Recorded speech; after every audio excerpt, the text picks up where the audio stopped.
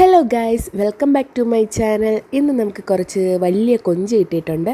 കിട്ടിയ പാടെ തന്നെ ഞാൻ അതിനെ പെട്ടെന്നൊന്ന് ക്ലീനാക്കി നമുക്ക് ഈ നടുവിലത്തെ പോർഷൻ കട്ട് ചെയ്തിട്ട് അതിലെ വേസ്റ്റ് എടുത്ത് കളയണം. ഒരു വിര പോലെ ഇങ്ങനെ നീളത്തിനിരിക്കും ആ വേസ്റ്റ്.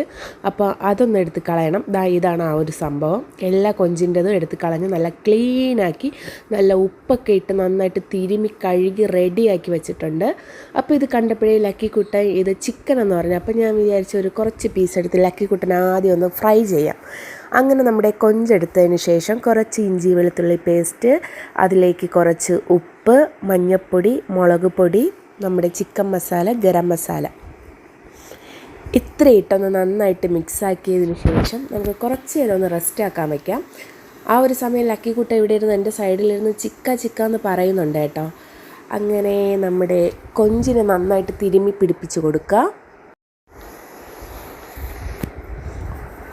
പൊടികളെല്ലാം ഇട്ട് കഴിഞ്ഞു. ഇനി നന്നായിട്ട് അതൊന്ന് മിക്സാക്കി എടുക്കണം. കൊഞ്ച് പെട്ടെന്ന് നമുക്ക് കറി വയ്ക്കാനായാലും തീയിൽ വയ്ക്കാനായാലും റോസ്റ്റ് ചെയ്യാനായാലും ഫ്രൈ ചെയ്യാനായാലും ഒക്കെ എളുപ്പമുള്ളൊരു ഐറ്റമാണ് ഈ കൊഞ്ച്. അങ്ങനെ നമ്മുടെ കൊഞ്ച് നന്നായിട്ട് തിരുമിയൊക്കെ വെച്ച് കുറച്ച് നേരം ഒന്ന് റെസ്റ്റ് ചെയ്യാനൊക്കെ ഞാൻ അടച്ച് വെച്ചായിരുന്നു. ഇതൊന്ന് റെഡിയായ സമയം കൊണ്ട് നമുക്ക് ഒരു പാന് വെച്ചതിന് ശേഷം, ഇത് കുറേ നാൾ കൊണ്ട് യൂസ് ചെയ്യണതാണ് കേട്ടോ. പെട്ടെന്ന് തന്നെ നമുക്ക് കുക്കായി കിട്ടും. ഇത് നല്ല ചൂട് നിൽക്കുക, അതാണ് അങ്ങനെ ഇരിക്കുന്നത് കേട്ടോ. അങ്ങനെ നമ്മൾ എണ്ണ ഒഴിച്ച് എണ്ണ ചൂടായതിനു ശേഷം കറിവേപ്പില ഇട്ട് കൊഞ്ച് ഓരോന്നായിട്ട് എടുത്ത് വെച്ച് കൊടുക്കുക. ഇരുവശവും മറിച്ചും തിരിച്ചുമിട്ട് നമുക്ക് പൊരിച്ചെടുക്കാം.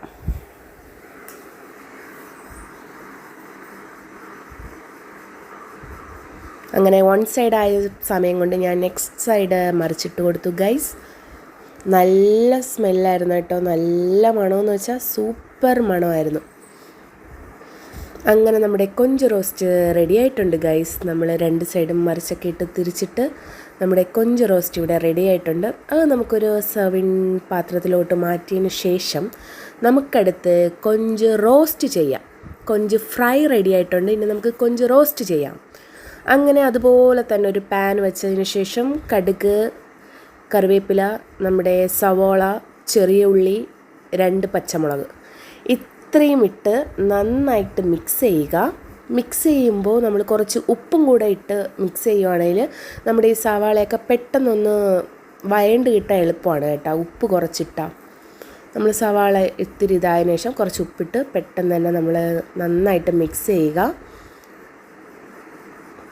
ഉപ്പ് കുറവാണെങ്കിൽ പിന്നെയും നമുക്ക് ഉപ്പിടാമല്ലോ. അങ്ങനെ നമ്മൾ ആവശ്യത്തിന് ഉപ്പിടുക. ഉപ്പ് കൂടിയാൽ പിന്നെ പാടാണ് അത് കുറച്ചെടുക്കാൻ. അപ്പോൾ നമ്മൾ ആവശ്യത്തിന് നോക്കി ഉപ്പിടണം. അങ്ങനെ നമ്മുടെ സവാളയും ചെറിയ ഉള്ളിയും കിടന്ന് നന്നായിട്ട് വഴണ്ട് വരുന്നുണ്ട്. അപ്പോൾ നമുക്കതിലേക്ക് നേരത്തെ മിക്സാക്കി വെച്ച ഇഞ്ചി വെളുത്തുള്ളി പേസ്റ്റ് അതും കൂടെ ഇട്ട് നന്നായിട്ടൊന്ന് മിക്സാക്കാം.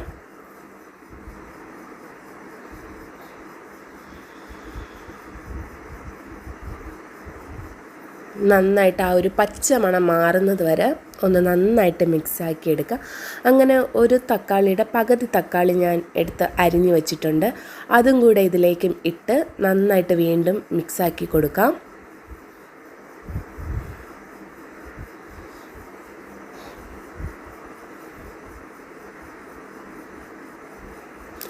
അതൊന്ന് നന്നായിട്ട് വഴണ്ട് വരുന്ന ടൈമിൽ നമുക്ക് പൊടി ഐറ്റംസ്, മുളക് പൊടി, കുരുമുളക് പൊടി, കുരുമുളക് ഇതിൽ മെയിനായിട്ട് വേണം കേട്ടോ. ആ ഒരു ഫ്ലേവർ ഒരു പ്രത്യേക ടേസ്റ്റാണ്. ഞാൻ അത് ഇതാവുമെന്ന് വിചാരിച്ച് അപ്പോഴേ തന്നെ ഇളക്കി കേട്ടോ. കുഴപ്പമില്ല, നന്നായിട്ട് വഴണ്ട് വന്നിട്ടുണ്ട്. പിന്നെ നമ്മുടെ ചിക്കൻ മസാല, ഗരം മസാലപ്പൊടി എല്ലാം ചേർത്ത് നന്നായിട്ടൊന്ന് മിക്സാക്കി എടുക്കുക. എൻ്റെ ചീനിച്ചട്ടിയൊക്കെ നീങ്ങിയൊക്കെ പോകുന്നുണ്ട്. മസാലക്കൂട്ടെല്ലാം ഇട്ട് നന്നായിട്ട് മിക്സാക്കി വരുന്ന സമയത്ത് നമുക്കിതിലെ മെയിൻ താരം കൊഞ്ചെടുത്ത് നമുക്ക് റെഡിയാക്കാം. കൊഞ്ചിട്ട് നന്നായിട്ട് മിക്സ് ചെയ്യുക. നന്നായിട്ട് കറങ്ങും പുറങ്ങും ഒക്കെ നന്നായിട്ട് മിക്സ് ചെയ്ത് കൂട്ടെല്ലാ കൊഞ്ചിലും പിടിച്ചെടുപ്പിക്കുക.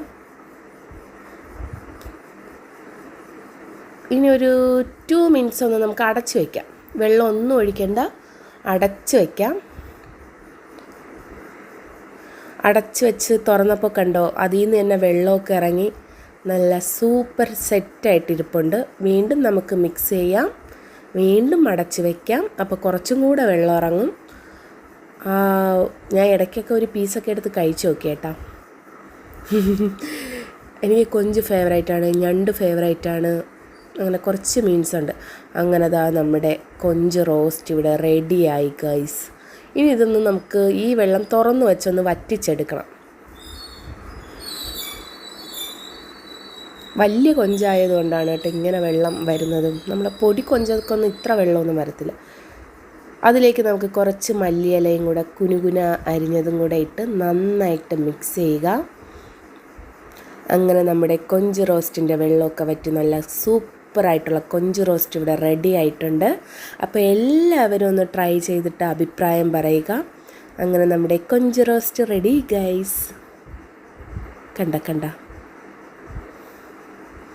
നല്ല സൂപ്പർ, വലിയ കൊഞ്ചായതുകൊണ്ട് തന്നെ നല്ല സൂപ്പർ ടേസ്റ്റ് ആയിരുന്നു കേട്ടോ. അപ്പോൾ ഇന്നത്തെ വീഡിയോ അത്രയേ ഉള്ളൂ. Tata bye bye, okay see you. അപ്പോൾ എല്ലാവരും വീഡിയോ കണ്ട് അഭിപ്രായം പറയുക. Bye guys, by.